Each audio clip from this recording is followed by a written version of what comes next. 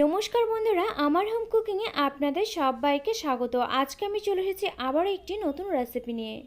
সম্পূর্ণ নিরামিষভাবে একেবারে কম মশলাতে ঝিঙে আলু দিয়ে সয়াবিনের ঝোল। আর এই রেসিপিটি কিন্তু এই গরমের জন্য একেবারে আদর্শ একটি রেসিপি। আর এই গরমের দুপুরে যদি গরম গরম ভাতের সঙ্গে এই রেসিপিটি পরিবেশন করা যায়, খেতে কিন্তু দারুণ লাগে। তো আমার চ্যানেলে নতুন বন্ধু হয়ে থাকলে চ্যানেলটিকে সাবস্ক্রাইব করে নেওয়ার অনুরোধ জানিয়ে শুরু করছি আমি আজকের রেসিপিটি। তো চলুন দেখে নেওয়া যাক এই রেসিপিটি বানাতে এখানে আমার উপকরণ কী কী লাগছে। এখানে আমি দুটো বড় সাইজের আলু দেখুন মিডিয়াম সাইজ করে এভাবে চৌকো চৌকো করে কেটে ধুয়ে নিয়েছি। এখানে আমি দুটো বড় সাইজের ঝিঙেগুলোকে আমি একইভাবে কেটে নিয়ে ধুয়ে নিয়েছি। এখানে আমি এক প্যাকেট সয়াবিন 5-6 মিনিট গরম জলে ভিজিয়ে রেখে তারপর জল চিপে নিয়েছি। রয়েছে এখানে স্বাদ মতো নুন, হলুদ গুঁড়ো রয়েছে 1 চা চামচেরও সামান্য পরিমাণে একটু বেশি, রয়েছে হাফ চা চামচ লঙ্কা গুঁড়ো। এখানে আমি হাফ চা চামচ গোটা জিরে, হাফ চা চামচ গোটা ধনে শুকনো খোলাতে ভেজে তারপর গুঁড়ো করে নিয়েছি। রয়েছে এখানে হাফ চা চামচ গরম মশলা গুঁড়ো।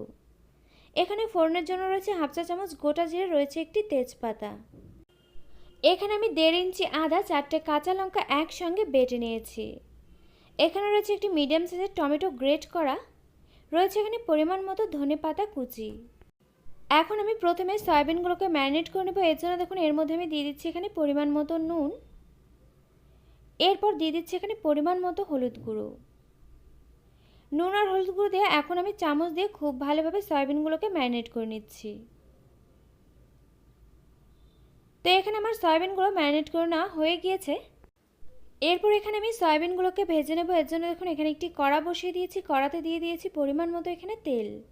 তেলটা গরম হলে এর মধ্যে আমি সয়াবিনগুলোকে দিয়ে দিলাম। এখন আমি সয়াবিনগুলোকে নেড়েচেড়ে নিয়ে হালকা করে একটু ভেজে নিচ্ছি। আর সয়াবিনগুলো কিন্তু এখানে অতিরিক্ত লালচে করে ভেজে নেওয়ার কোনো প্রয়োজন নেই। সয়াবিন থেকে কাঁচা গন্ধটা চলে যাওয়া পর্যন্ত কিন্তু একটু নেড়েচেড়ে ভেজে নিলেই হয়ে যাবে। তো এখানে দেখুন ভেজে নেওয়া হয়ে গিয়েছে। এখন আমি এগুলোকে তেল থেকে তুলে রাখছি। সয়াবিনগুলোকে তুলে নিয়ে এরপর আমি কড়াতে দেখুন পরিমাণ মতো তেল এখানে দিয়ে দিলাম। তেলটা এখানে গরম হলে এরপর আমি এর মধ্যে দিয়ে দিচ্ছি এখানে ফোড়নের তেজপাতা, গোটা জিরে। ফোড়নটাকে এখন আমি নেড়েচেড়ে নিয়ে বেশ লালচে করে ভেজে নেব। আর এখানে আমি পুরো রান্নাটা কিন্তু সরষের তেলেতে করছি, আপনারা চাইলে কিন্তু অবশ্যই করে সাদা তেলেতেও করতে পারেন। তো এখানে আমার ফোড়নটা লালচে করে ভেজে নেওয়া হয়ে গিয়েছে। এরপর আমি এর মধ্যে দিয়ে দিচ্ছি এখানে কেটে রাখা আলুর টুকরোগুলোকে। এখন আমি উনুনআঁচটা মিডিয়াম ফ্লেমেতে রেখে নেড়েচেড়ে নিয়ে আলুগুলোকে বেশ লালচে করে ভেজে নিচ্ছি।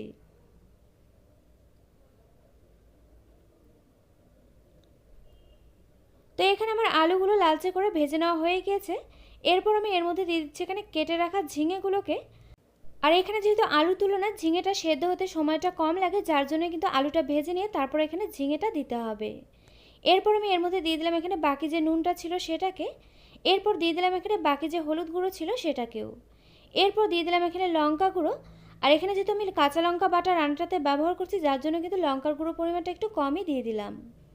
এরপর আমি এর মধ্যে দিয়ে দিলাম এখানে বেটে রাখা কাঁচা লঙ্কা আর আদা। এরপর দিয়ে দিলাম এখানে গ্রেট করে রাখা টমেটো। এগুলো সমস্ত কিছু দেওয়া হয়ে গেলে এখন আমি উনুনআঁচটা হাই ফ্লেমেতে রেখে নেড়েচেড়ে নিয়ে এগুলোকে কষিয়ে নিচ্ছি 5 থেকে 6 মিনিট মতো। আর এই সময় অবশ্যই করে উনুনআঁচটা হাই ফ্লেমেতে রাখতে হবে, যেহেতু ঝিঙে থেকে কিন্তু অনেকটাই জল ছেড়ে দেয়। 5 থেকে 6 মিনিট মতো নেড়েচেড়ে নেওয়া হয়ে গেলে এরপর আমি এর মধ্যে দিয়ে দিলাম এখানে ভেজে রাখা সয়াবিনগুলোকেও। সয়াবিনগুলো দেওয়ার পর এখন আমি আবারও 2 থেকে 3 মিনিট মতো একটু নেড়েচেড়ে নিয়ে কষিয়ে নিচ্ছি।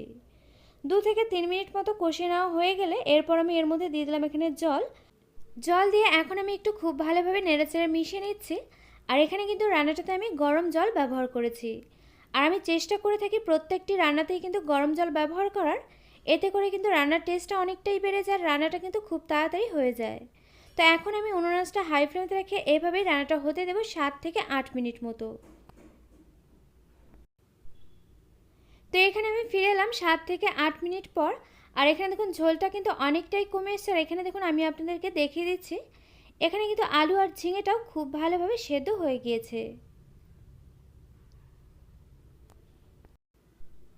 আর রান্নাটা যখন এই পর্যায়ে হয়ে যাবে তখন আমি এর উপর দিয়ে শেষে ছড়িয়ে দিচ্ছি এখানে জিরে আর ধনে যে আমি শুকনো খোলাতে ভেজে তারপর গুঁড়ো করে নিয়েছিলাম সেটাকে।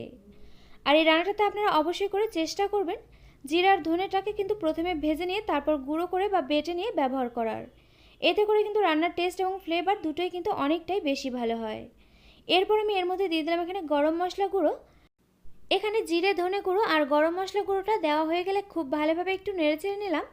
এরপর আমি শেষের উপর দিয়ে ছড়িয়ে দিচ্ছি এখানে ধনেপাতা কুচি। আর আপনাদের কাছে যদি ধনেপাতা কুচিটা না থাকে সেক্ষেত্রে কিন্তু ধনেপাতার পরিবর্তে এখানে কয়েকটা চেরা কাঁচা লঙ্কা এখানে দিয়ে দিতে পারেন, তবেই কিন্তু এই রান্নাটার খুব সুন্দর একটা ফ্লেভার আসবে। তো ধনেপাতা কুচিটা দিয়ে একটু খুব ভালোভাবে নেড়েচেড়ে মিশিয়ে নিলাম। এখন আমি উনুনাসটা একেবারে লো ফ্লেমে থেকে ঢেকে রান্নাটা হতে দেবো 2 থেকে 3 মিনিট মতো। তো এখানে আমি ফিরে এলাম 2 থেকে 3 মিনিট পর। এখন আমি গ্যাসটাকে বন্ধ করে দিয়ে ঢাকনাটাকে তুলে নিচ্ছি। আর এখানে কিন্তু রান্নাটা আমার একেবারে হয়ে গিয়েছে। আর এরকমভাবে ঝিঙে আলু দিয়ে সয়াবিনের পাতলা ঝোল রেসিপি আপনারা একবার বাড়িতে ট্রাই করুন। আশা করছি আপনাদেরও খুব ভালো লাগবে। আর আমার এই রেসিপিটা যদি আপনাদের কাছে ভালো লেগে থাকে অবশ্যই লাইক করবেন, শেয়ার করবেন আর আমার এই চ্যানেলটিকে সাবস্ক্রাইব করবেন। পাশে থাকা বেল আইকন অবশ্যই প্রেস করে দেবেন, এতে করে আমার নিত্য নতুন ভিডিওর আপডেট আপনাদের কাছে পৌঁছে যাবে সবার আগে। তো আজকের মতো ভিডিওটা এই পর্যন্ত, আবারও পরে দেখা হচ্ছে অন্য কোনো নতুন ভিডিওর সঙ্গে।